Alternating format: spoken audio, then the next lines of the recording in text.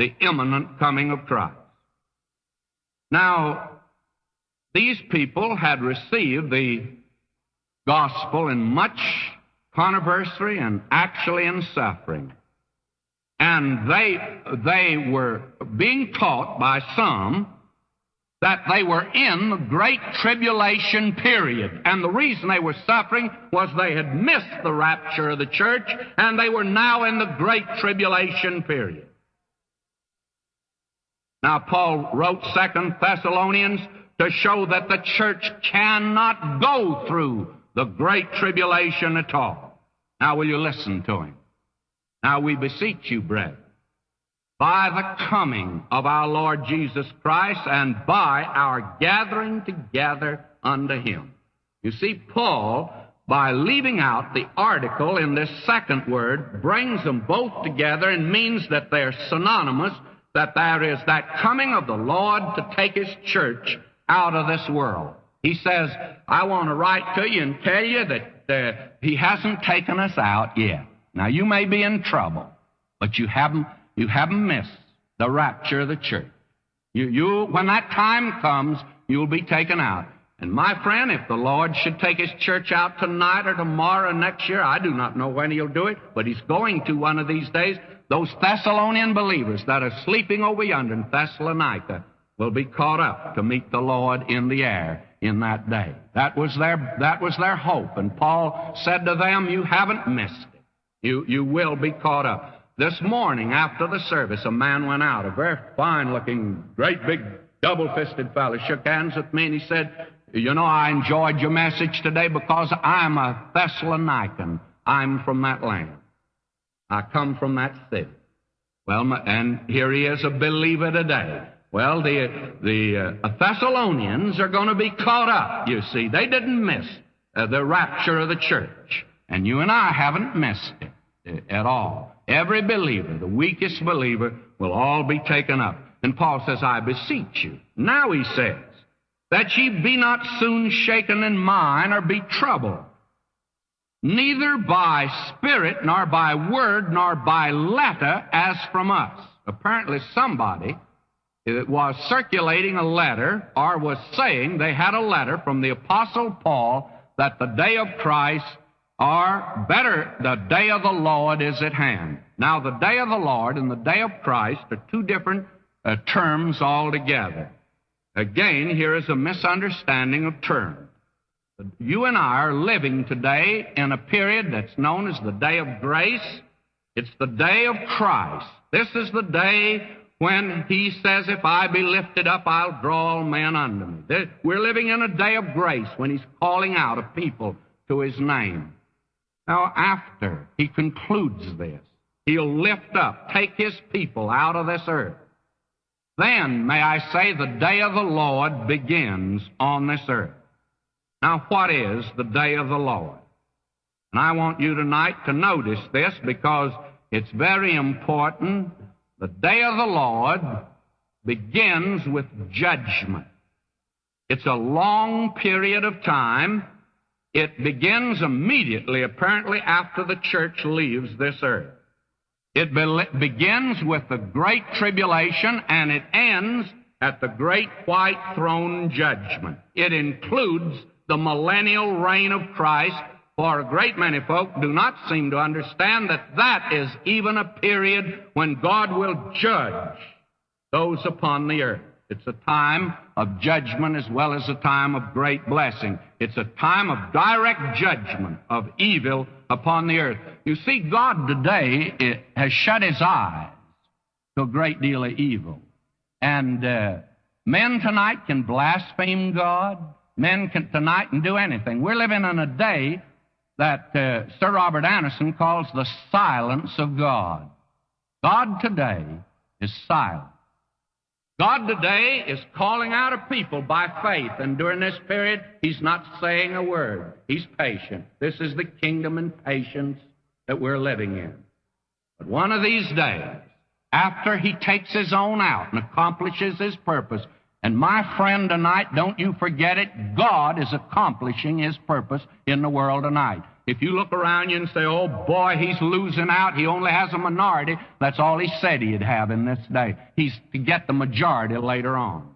The greatest days are yet in the future. And God says that he's accomplishing his purpose. Now, one of these days, his patience will come to an end, and the day of the Lord will begin when the church leaves this earth. Now, there are pictures of that in the Old Testament. The day of the Lord is one of the great themes of the Old Testament.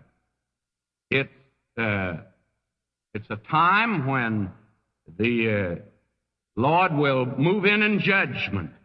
May I say that the rapture is not a theme in the Old Testament.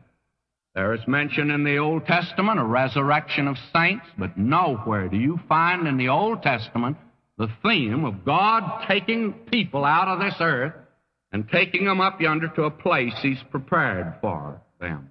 You see, this business of space travel is not new at all. The government is preparing several men today to take a flight. The Lord's been preparing a group of people for 1,900 years.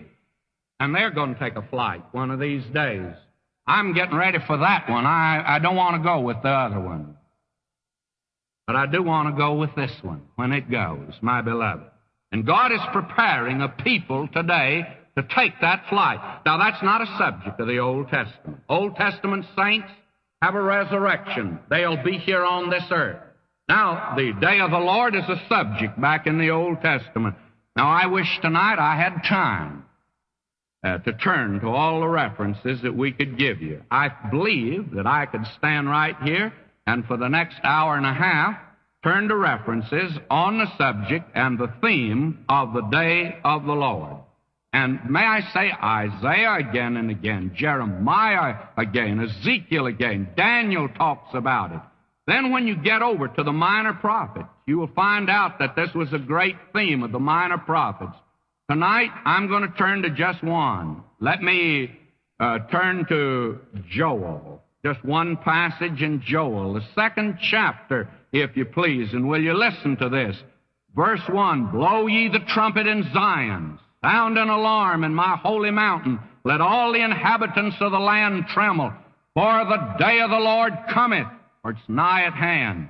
A day of darkness and of gloominess, a day of clouds and of thick darkness, as of the morning spread upon the mountains. A great people and a strong, there hath not been ever the like, neither shall be any more after it, even to the years of many generations. And that's what our Lord meant when He labeled it the Great Tribulation. He said there's no period like this in history, nothing like it before, nothing like it afterward. It stands out like a mountain. It stands yonder on the horizon, unique in the history of the world, a time of great trouble that's coming upon the earth. May I say to you that Zechariah, he just talked about that day. That's all he could talk about. He was one of the last prophets to write. That day of the Lord begins with the Great Tribulation period. And that's the way God always begins a day. Have you noticed that? Back yonder in Genesis, at the very beginning, it's the evening and the morning were the first day. The evening and the morning were the second day. The evening and the morning, the third day. You see, man begins with the morning and works to the night. God begins with the night and works to the day. And it begins with a time of darkness and judgment, the Great Tribulation. Then it moves into the white, glorious light of the millennial reign of Christ here upon earth, and that's called the Day of the Lord. And it ends, if you please, with the great white throne judgment when eternity begins. Now, the Thessalonians, they thought they had missed, you see, the rapture, and they thought that they were in the Day of the Lord. And Paul told them that they hadn't missed the rapture, that the day of the Lord can't come because there's some signs concerning it. There are no signs for the rapture. For 1,900 years, our Lord could have come at any moment. And Paul was not wrong in looking for Him. And you and I are not wrong in looking for Him. That the imminent coming of Christ is something that can take place at any moment.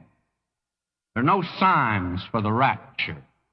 None given at all. We don't look for signs. We look for Him. We're not looking for a great tribulation. We're looking for Him. That's the blessed hope. Never be a blessed hope if you had to go through this time of trouble. Now, the day of the Lord has signs, and Paul gives here 2 signs. Will you notice them? Let no man deceive you by any means, for that day, what day? The day of the Lord.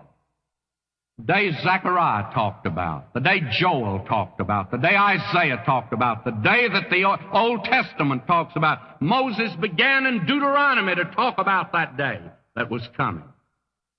That day shall not come, except first there come a falling away first. And actually, there are some folk today that believe that this falling away, which is apostasis, which means to stand away, could mean a departure, and it really means that the rapture has to take place first. That would be sure enough proof, by the way, if that's what it means. Personally, I don't think it means